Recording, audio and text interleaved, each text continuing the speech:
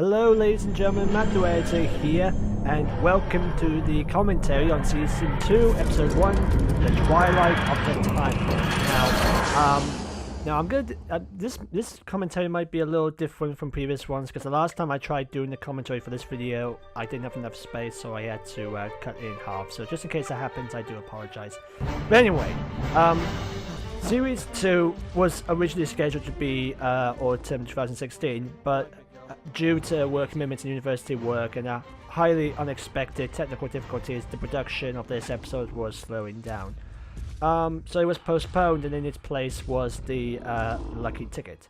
Now, okay, I did originally have alternate ideas for an alternate Series 2, where it was going to have like the Doctor looking after a lost abandoned alien baby, Saigon, Sea Devils in a water substation, Autons in the Second World War, the Blitz, a Dark Assassin, as well as some other stories, but we'll get to those later. And now, this was originally intended to be a 50-minute episode, but I had to split it into like 2 videos, and the second half was released on the 30th of August. But I guess in a way it kind of makes sense, since it's kind of a nice little throwback to how the classic show used to release their stories in separate episodes. Now, let's talk about this prologue. Now, the prologue was actually scenes from some old scripts I had written back in 2011 when I was writing for UDWF1's Matt Smith series. Like, for instance, the dinosaur in the storeroom or shopping center. That was an actual episode I wrote. And funny enough, I thought when I saw Kablam, I thought someone stole my idea. The scene in with the Maya in the corridors, that's actually that was a scene I didn't actually create. I fully admit I ripped that off from the build teaser that we had back in 2006. But I did like to think that I did like to include the Maya at least once as a cameo, and probably make a sort of canon reference to how the Doctor came across them in his 100 Years journal from the girl who died. And this scene with the Weeping Angels in the TARDIS, that is actually a scene that was originally written in an old Series 2 opener script entitled The Raggedy Doctor. And yeah, I'll admit it's kind of a little rip-off of the Sarah Jane Adventures Season 4 opening scene, but since I was going to take the show into a slightly darker path, I did want to include a few fun moments. And okay, as we saw there, that was there's a Grask, who was originally supposed to be voiced by my friend Nathan Williams, but then luckily Ethan Hawke came in and did the recording for the Grask, which actually sounded a bit better. And here we go, as we see here, those are 2 custom figures of Osgood, which are actually custom figures created by Sam Lloyd, who created them. I mean, he originally created them as Osgood, like the Osgood in the lab coat and then Osgood in the green coat, and then he used it for the figure of his own series companion. And I thought, well, since I had the the Paternoster Gan in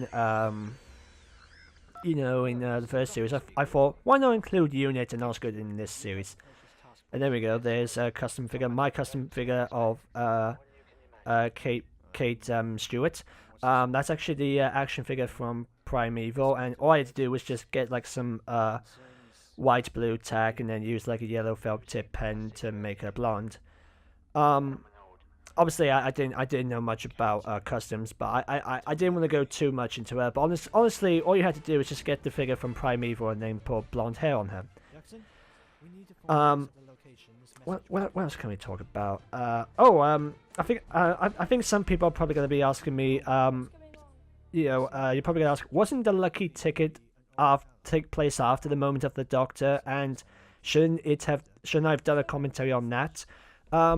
Yeah, but I honestly recently rewatched it again, and honestly I couldn't think of anything to talk about in that episode apart from some of the production work with the snow, the green screen effects, and having Miles Taylor voice the 11th Doctor. That was pretty good. But other than that, I could not think of anything else to say during the commentary. I didn't know what to talk about, the story or the characters, and I really could not think about what to say about that special, since it was a last minute idea, and yeah, the script for that was entirely rushed. But I guess the only thing I would say about that was that most of the editing was done in during Christmas Day, Christmas Eve, Christmas Day, and Boxing Day. So yeah, all throughout Christmas, I had my laptop with the same project going over and over again. But I guess what that episode kind of proved was that I can improve on my production work, especially when I'm doing snowy landscapes. Now here we go. I should say at this point, throughout this commentary, because series two was pretty much when the episode started getting a bit longer and a bit complicated throughout production. So there's gonna be a couple of moments where there's gonna be like a couple of pauses, or I have no idea what to say, or I might repeat some stuff over and over and over again.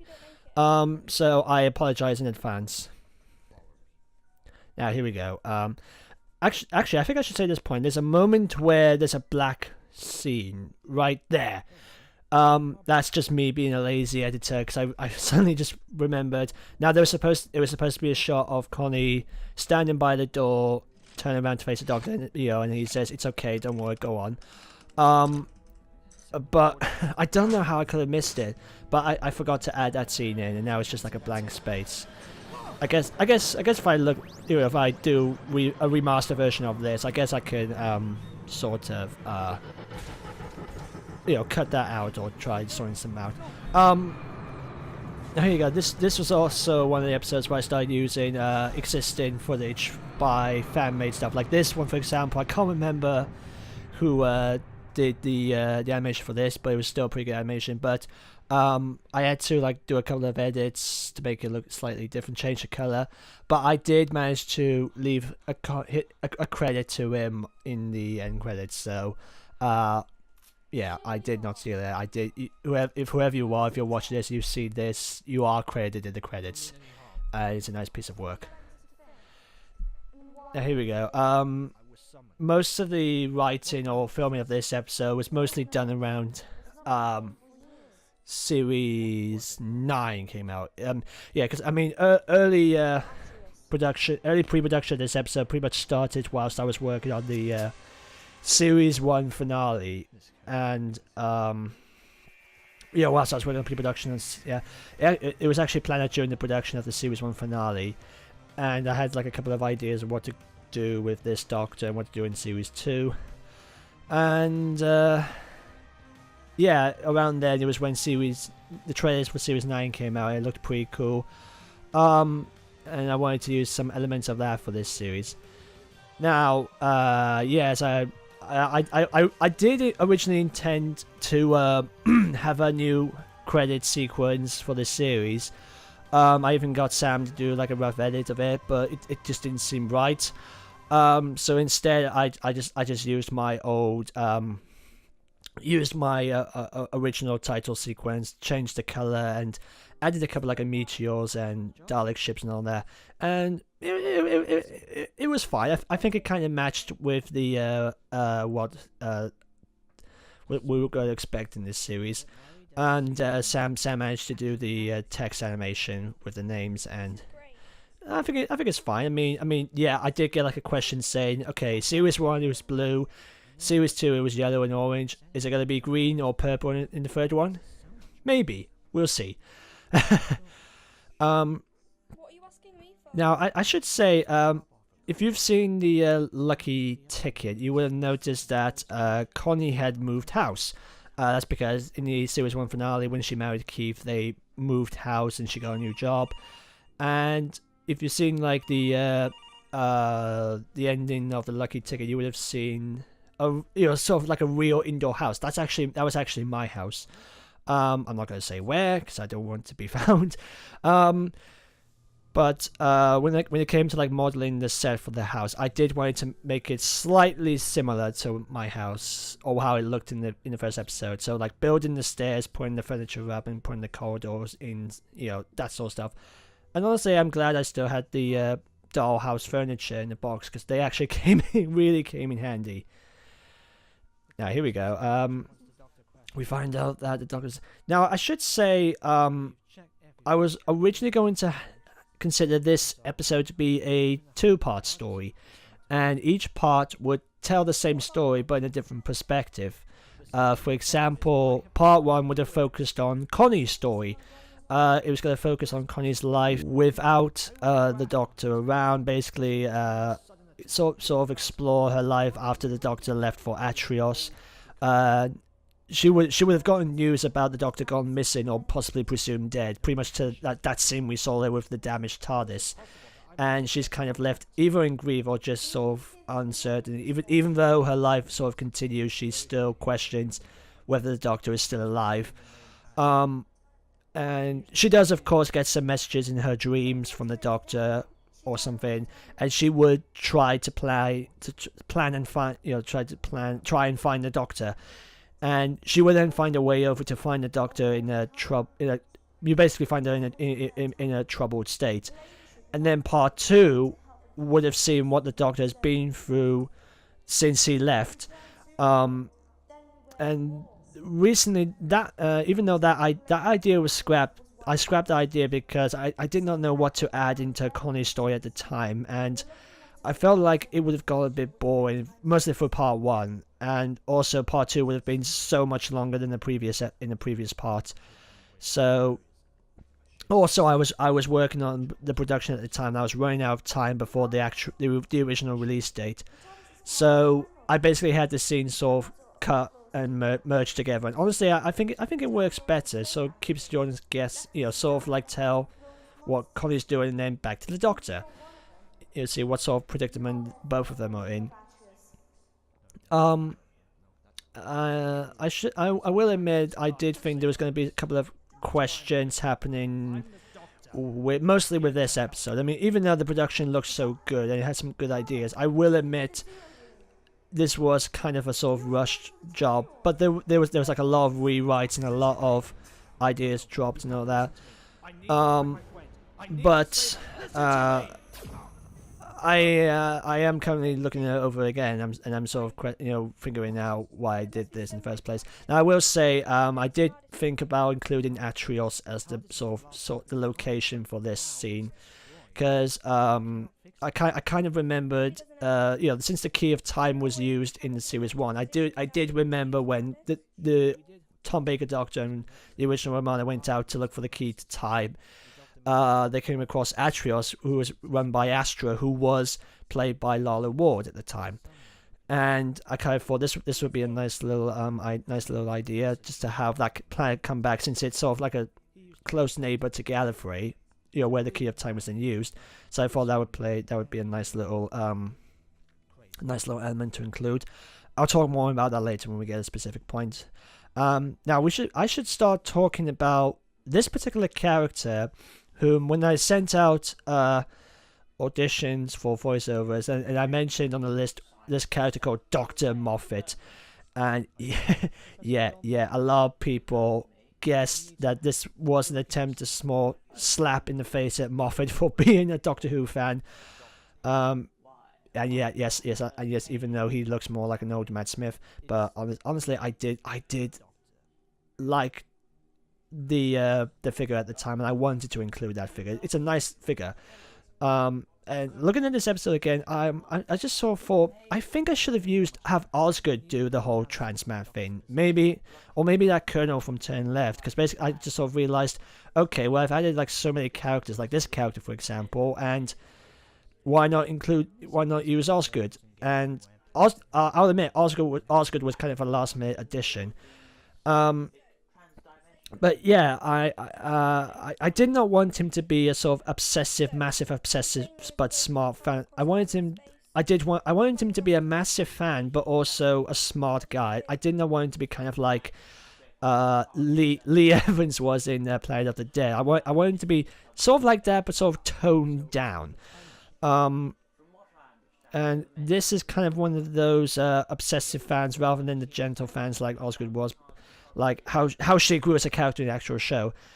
And at the time, I was thinking about how would Connie be able to get across to the Doctor since the TARDIS is destroyed.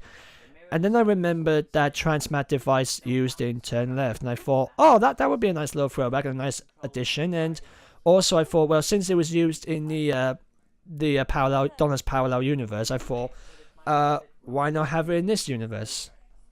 And honestly, I did like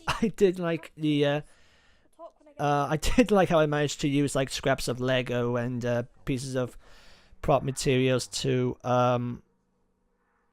so make that sort of set.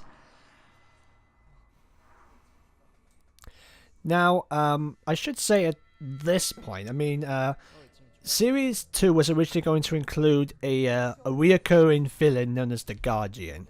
For those of you who've been following me from Series 1, it was supposed to have been the same character who was the villain in Bridge to Eternity, but in the form of the Kartrok, as seen in the post-credit scenes.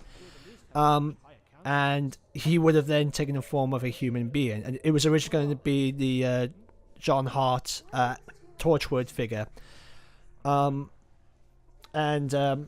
He was originally going to be working alongside the boss, but throughout this, as the series continues, he would start to sort of turn against her. And if you've watched Series 2, you would find out that Missy was in the Shadow Proclamation prison. He was the one who was going to release Missy from prison and overthrow the boss.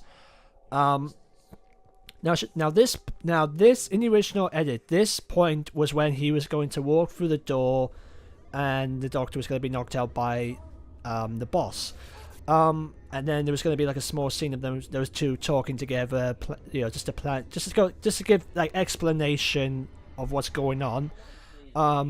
But again, I did not think the character would work well in this episode, and there'd be too much talking, not a lot of going. However, I thought this would include like multiple plot holes and side plots throughout the entirety of Series 2, and the idea of having like too many villains felt like too much to handle. Plus, I wanted, as we'll find out later in this episode, I wanted Missy to be the main antagonist of the series, and I wanted the story to mainly focus on the Doctor's choices between his friends and his enemies. Just to pretty much sort of test him to show what kind of Doctor he is. Is he a good, supportive Doctor, or does he have a dark side of his own? And so that character, the Guardian, was then removed from the episode entirely. In fact, he was entirely removed from the series. I mean, the Kartrok version of him still appears in the finale, but you could make the argument it's not the same character. Now, now from here onwards, I'm probably going to be rambling. Even though I've got like a script of notes in front of me, I'm probably going to be rambling on at this point. Now, the idea of having Missy in this series pretty much happened during Series 9 and 10. Well, maybe not 10, but mostly around Series 9. And while I did not appreciate Missy as the Master, I did like her as a character, so I had to include her in this series somehow. I will admit, I did look in the comments section. Someone said that Missy is so annoying, and I'll admit I did make her kind of annoying, but hey, that's pretty much how I always saw Missy. But I think I got her right in when it came to like the writing. I will admit I should have got an actual female voice actress to voice Missy, but in all honesty, Sam did a pretty good job with the accent. And I was originally going to have Jessica Osborne to either voice the boss or Missy, but she wasn't available at the time, so I basically asked Sam if he, Sam was interested in having a go anyway, so I let him have a go. And the idea of the vision of Missy is that if you've seen the mini-sode that came out before this, Hall of the Shadow Queen, which featured Missy, the Jadoon, and the 10th Doctor, where she basically surrenders herself to the Shadow Proclamation, we get a glimpse of Missy sort of telepathically, but maybe not calling the Doctor from a prison cell, and that's kind of what I wanted to get with this idea. And there was an idea to have how Missy could contact him through the time ring, which was used to knock him out in an earlier scene in this episode. But I always had this idea of how the Doctor would sort of react on his own. Would he be talking to himself? Would he be imagine someone in front of him? Kind of how they sort of explored Capaldi's Doctor in Heaven Sent. When he goes to his mind palace and he was talking to a vision of Clara whilst he tries to escape his prison. Here it is basically his subconscious who creates a vision of Missy. Kind of a dark voice in his head, as we saw in this scene, a dark voice.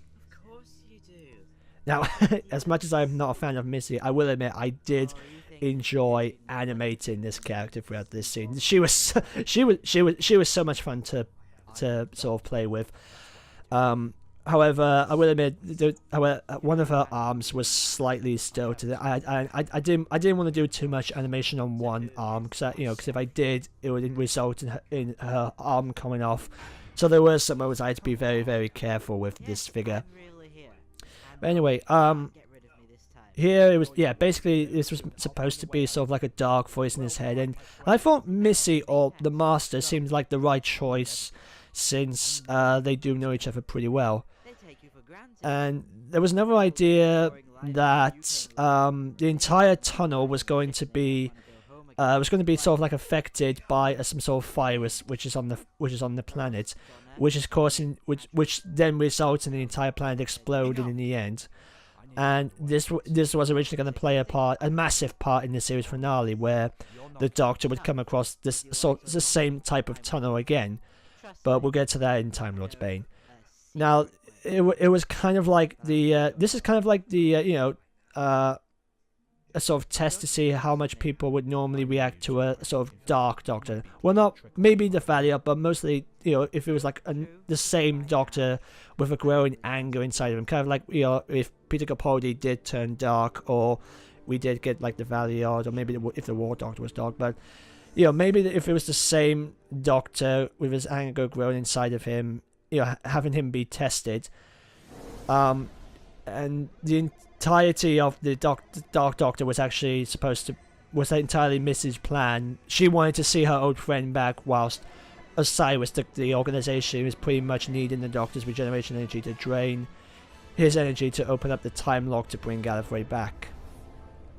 Now I should say at that point there was a scene where when Connie arrives on the planet, but that scene that's pretty funny. I did think of like having sort of fully stop motioning her around, but I did think it's just Missy just sort of jumping around. I thought I might as well just play with it. Now I should say, in the scene in the tunnels, there was like a lot of scenes which were animated, and some scenes I had to take out. For example, there was supposed to be a scene where the Doctor and Missy would come across a damaged but alive, sort of dying Dalek.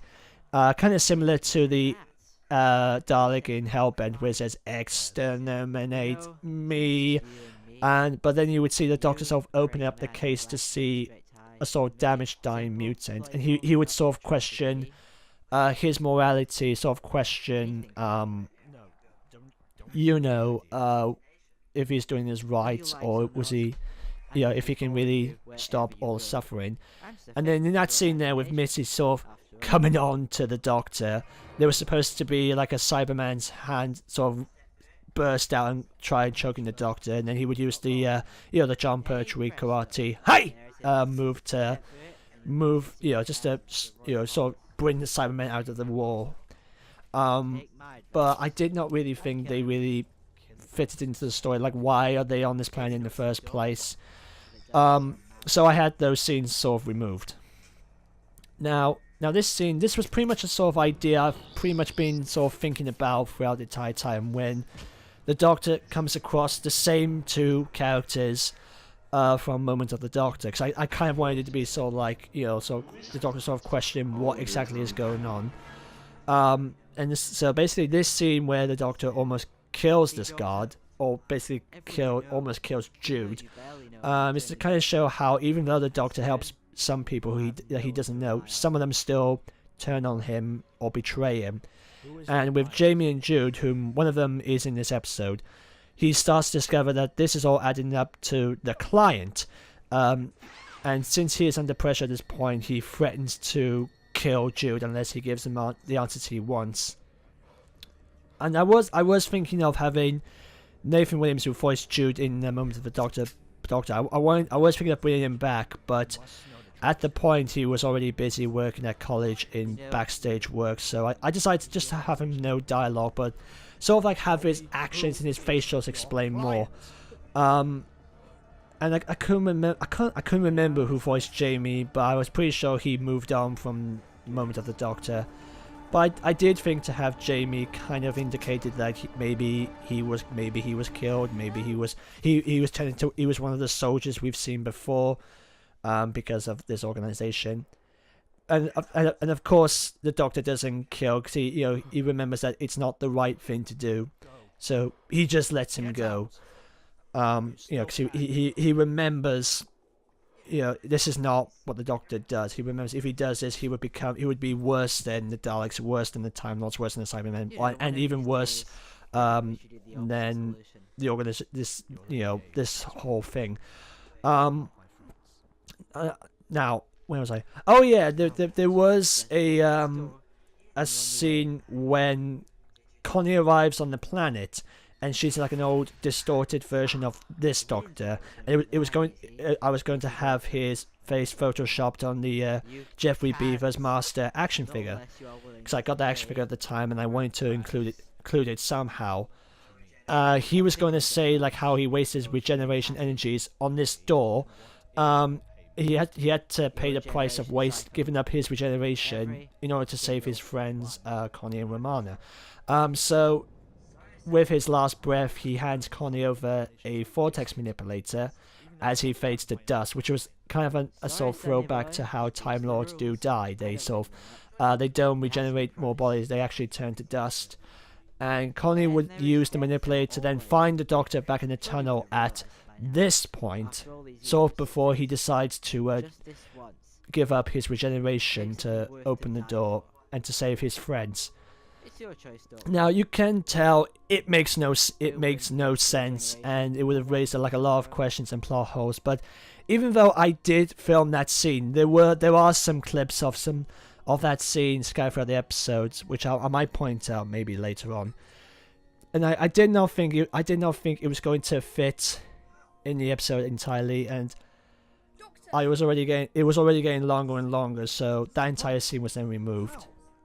But I did want to include the scene where Connie sort of gets the as we noticed in the early episode, she's been affected by the vortex. She saw that the Doctor almost kill a man, so she basically just rushed over to remind the Doctor who he is, and just sort of tell him that she is there, just sort of remind the Doctor that he needs someone by his side.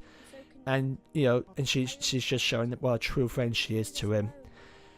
And in doing so, it sort of calms the Doctor down, and he stops seeing Missy at that point. Yeah, but for like how long? So, how did you get here? Some friend of unit, bit of a nutcase, but a genius. Temporal dimensional transmat. Something like that. Become your Now own the time scene. machine. Now this scene basically, it was kind of meant to be like another one of the scenes with the Doctor and Connie talking to each other from quite possibly one of my favourite scenes and one of my favourite episodes I've done, Phantom of the TARDIS. And I kind of wanted to show that there is still a kind of like a sort of sort of like a friendship, trust, or chemistry between them. What if you failed? And even though it's pretty much the Doctor sort of explained to Connie that why he's doing it, Connie is just sort of there to sort of support him all the way. And basically all the scenes with the Doctor and Connie together was basically the scenes where Connie shows how much she does care for the Doctor, and that she is willing to try to stick by his side for one last hurrah. Yeah, there we go. There you go. He's her friend. She doesn't want to lose him. And this is kind of when the Doctor sort of he gets like sort of like an inspiration, like confidence to find another way. So he uses tiny bits of his regeneration to sort of overheat the door. He doesn't change. He doesn't give it all up. He just uses it to overheat the door to open it. I don't know if that's how regeneration works, but since Stephen Moffat used it for the Doctor to heal Davros, I guess it using the wires, I guess it kind of makes sense here. Now, the Doctor trapping Connie here, I guess you could say it's kind of our character, but we'll talk about it in a minute. It was kind of a throwback to the Parting of the Ways episode where the Doctor tries to send Rose home to protect her. It's the same here. It was because of Mrs. Voice in his head that he knows that if she comes with him, she'll die, or worse, he'll die and she'll be left abandoned on the planet.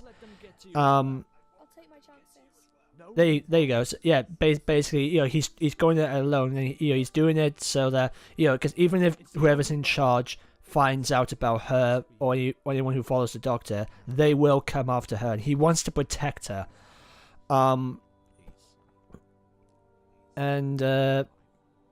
Since he knows that she came with the transmat device, he knows that if she traps her here, she can get home without the TARDIS. But of course, Connie does not want to do that, so she has to go and play a part.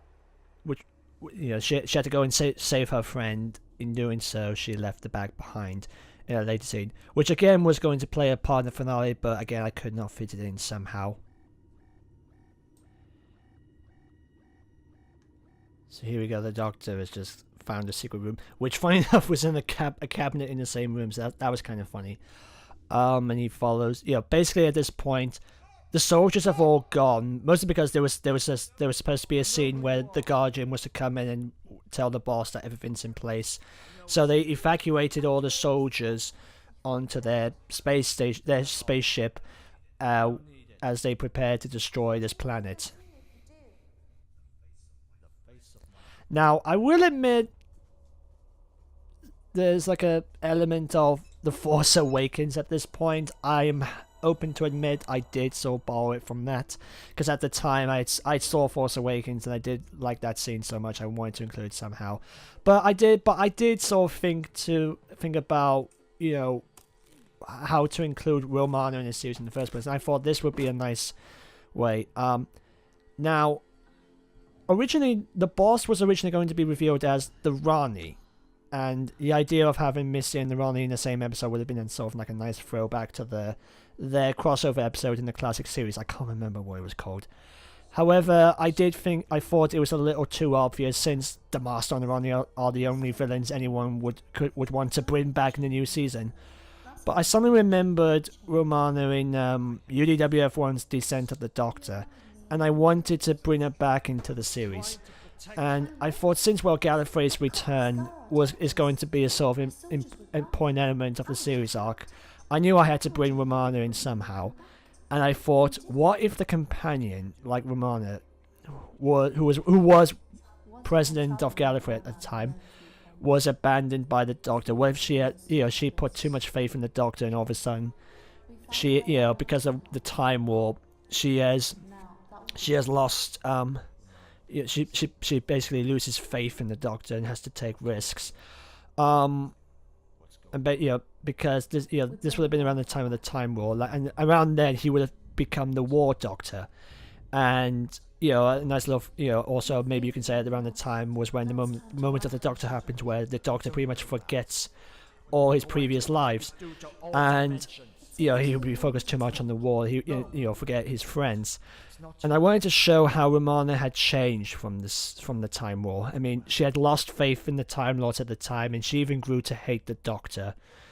And how she came out of the Time Lock, out of the Time War, is kind of similar to how the Doctors came out of the Time War painting, and how everyone theorized how Missy or the Master pretty much escaped the Time War by thinking, seeing her hand touch on the painting frame. I'm not saying that's what happened, but I did think Romana came out of the Time Lock through either the events of End of Time or Day of the Doctor, or maybe Moments of the Doctor. And since she had learned about how the Doctors trapped Gallifrey, she thought that if they could try to bring it back, and perhaps back on its own ways, everything would be fine. But of course, there's supposed to be a price to be paid, and like an eye for an eye. And I thought, you could give a planet to get a planet, which is what the destruction of Atrios was supposed to be. And as we saw there, Romana's betrayal to the Doctor, where the Doctor basically just offers to help her, maybe heal her. And as we saw in that sort of intense scene, she almost kills the Doctor using the time ring. I'll admit, even I was sort of shocked when I was editing this scene. And basically from that betrayal by stunning the Doctor with his regeneration was to be a key element to how to unlock the time lock energy to destroy Atrios. So in a way, this was kind of like a test run of their ultimate plan. Now I will say, I am open to admit how stupid I am, but it turns out all they had to do was look inside the TARDIS to find that green energy, which was then which was used in the Rise of the Cybermen. All they had to do was just wait for a couple of hours for that to restart. But you want to move the plot along, that sort of stuff. But but again, I just pretty much remembered you had to give it like a couple of hours until it's fully rebooted.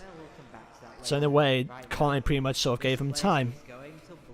Here we go. This is when the Doctor tries to escape, and he's given up hope. He's gone to save this person he hasn't seen for a long time. He's gone to save her, and she betrayed him. So he's basically just given up at that point, even when he's dying. And Connie sort of drags the Doctor to safety as the CG rocks fall onto the ground. I will admit, I mean, as far as like production work goes, I think episodes like this scene in the hallway, and the next episode, which I'm excited for, I did enjoy animating those scenes. I mean, even though it was like a waste of purple ink or waste of paper for this hallway, I think in a way it sort of improved my stop motion animation skills. Now I should say, when it came to like the editing, this scene was the first thing I entirely edited, and even the music and the sound effects I pretty much started out before I even started from beginning to end. But I did want Connie's sort of departure to be the main focus of this episode, which I'll get into in a bit. Now here we go. This is a sort of throwback to part of the Ways and Bad Wolf, where Rose opens up the heart of the TARDIS and uses it to escape. And since there is a sort of invisible wall, which is supposed to be like the time lock, the TARDIS can't break through. And Connie basically remembered from Moment of the Doctor that the heart of the TARDIS is alive. So if she opened the heart of the TARDIS, they can get out. And she did that, but in doing so, it has cost her. Well, we'll find out here. Now, Series 2, I intended to have Series 2 to have Connie as a full-time companion. However, I did feel like her overall story, basically from her point A to point B story, was finished. And I didn't think there was nothing left to tell about her story. But looking back on it now, thinking about it now, I think in a perfect world, in a different world, there would have been so much going on now if her, of her story, like how her normal human life would be tied, how would that fit into the Doctor's life, and which we would have seen, like kind of like how we saw with Clara in Series 8, and I hope that the TARDIS team in Series 12 will do. Maybe what would have happened if she got pregnant or had a baby, and what choices or debates would she have to face? But this was the start of a phase of my life where I was really starting to lose my skills as a script writer, but I did have story ideas. Also, I didn't want to give Emily Moran, who voiced Connie, too much time to do, since she was at the moment leaving YouTube. So I decided to have Series 2 start off as her departure, and big props to Emily for voicing her one last time before she can do her own thing.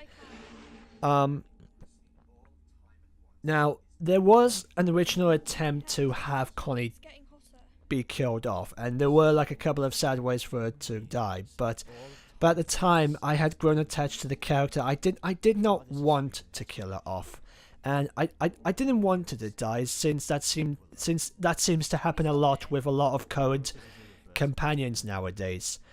I also came across an interview with Russell T Davies when he talked about Rose's departure in Doomsday, and how he talked about Rose's departure. He said that Doctor Who is about survival and optimism, and it is never ever an option to kill, which I completely agree. And that's something that made me think, oh yeah, that's kind of like what I want to happen with the Doctor as well. How it's never a choice to kill. You do have a choice, but killing is never an option. And in my opinion, I think the departures with having the characters be separated from each other, whether they are stuck in a different dimension or they've had their minds wiped, is far more tragic than having the character die. It keeps the audience asking questions on what could have happened if it wasn't for that one thing. And it could also ask them, leave them questions like, like maybe give them like a hint that maybe they might come back, maybe we might see them one last time. And that's what I liked about Rose's departure, Donna's departure, and Amy and Rory's departure in the show. And I wanted that to be the main part of Connie's departure, how she has chosen to help her best friend out of a situation he's put himself into, and in doing so, it has ruined her life and her possible potential future with Keith. And as we find out later on, a potential future for a family, her children. And that's what he's thinking of when he says, "I'm so sorry." It's more the lines of saying, "I know it's rough, it's hard now, but don't be upset. We've had the best of times." And here we go. The Connie asks the Doctor to stay with her for one last, for the remainder of her time. Now, I should say at this point, even though I think I've done this scene so well, even I myself was crying. If it wasn't for that, just look where Connie's feet is. There's a barcode and a pink box. How could I have not noticed that? I mean, as much as I praised the production work on this entire series, it's so I'm even. The only thing I think I'm not so proud of, it's the TARDIS design. Even though I thought it was fine at the moment, but I did end up changing it again. I had to use like random objects to just sort of hold up the level of the console or the platforms. And I only just noticed during the editing, and even when I released it, that that box is a Harry Potter CD, read-along CD, and I only just noticed the barcode. I was like, oh man, how could I have missed that? That is so embarrassing and lazy of me. But I'm glad no one noticed it. I'm glad no one noticed it. And here we go. Basically, Connie's being put into cryogenic sleep, and even though she's safe, even though her mind's wiped and she'll be safe in a couple of weeks, the Doctor blames himself for what has happened. And this scene is what I kind of wanted for this scene was, I didn't want a lot of dialogue for the Doctor to tell Keith what's happened to Connie. As we know, less word visual telling works better than dialogue.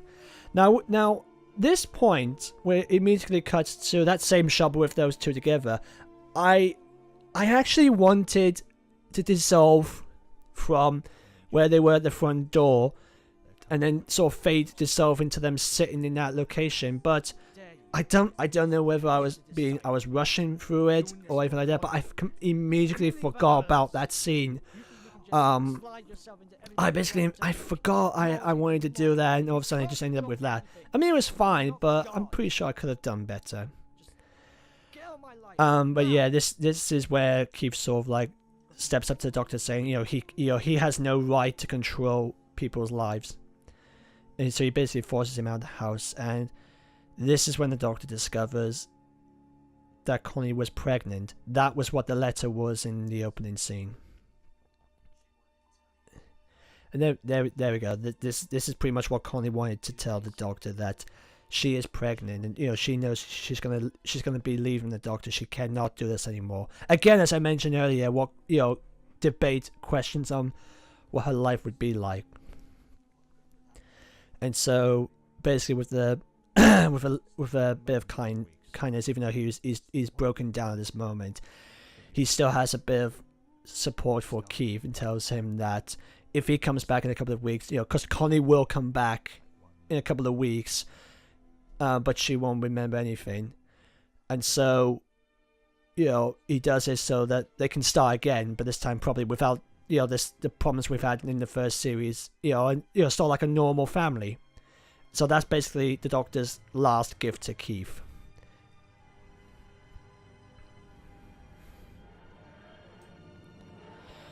And here we go. This is a scene with sort of like a last scene between the Doctor's subconscious with the vision of Missy. But I should say there was a scene which I written, which was to take place after the destruction of Atrios, and after the scene we saw with the Doctor and Kate at Unit, and it was supposed to be a scene where Romana, disguised as the boss, would send a message to her client about what's happened. That the plan has worked. It's coming into place.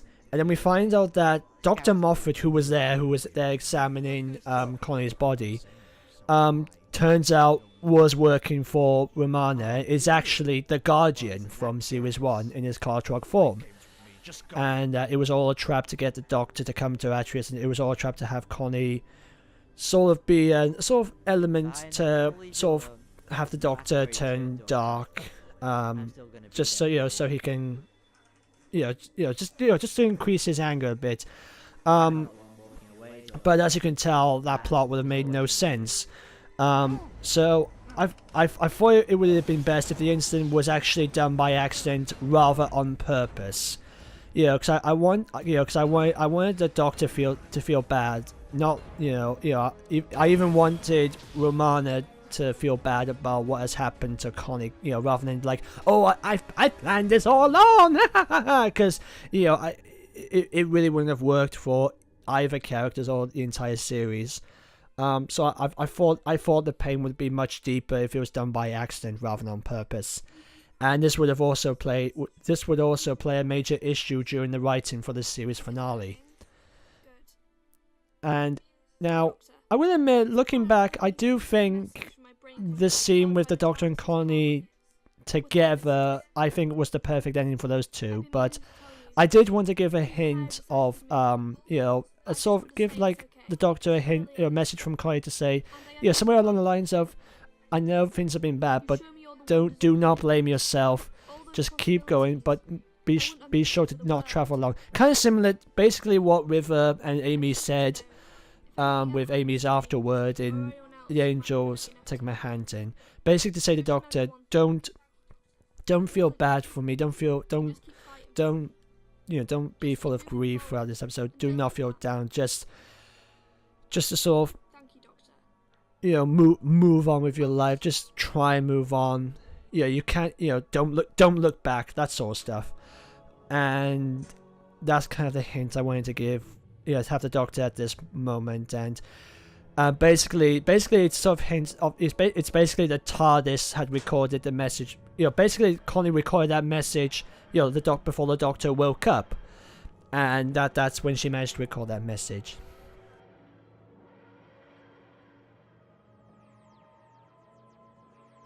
Now I should say this bit here, this was actually a sort of like a, sort of like a little. I was sort of thinking maybe to sort of fade out, as if to say, it could be the ending, it could, the end of the episode, and then I thought, nah, I'm just joking. There's more to come. Why can't I just have a day off? And so, you would cut back to the TARDIS being out of control again. And as we find out in the next episode, which I'm so excited to talk about. Here we go. Yeah, basically the Doctor is sort of confused on what's going on. The TARDIS has crashed. He goes through the smoke. He steps out of the TARDIS. He's in a forest. And there, we see a glimpse of the character of Godfrey, pointing the sword at him. Now, I am happy to admit that was a last-minute addition. And I'm proud of it. Now, basically, I basically said the Doctor will return in this because I knew that, unlike Series 1, where I released every episode every 2 weeks, I knew I wasn't going to do that again. So I had to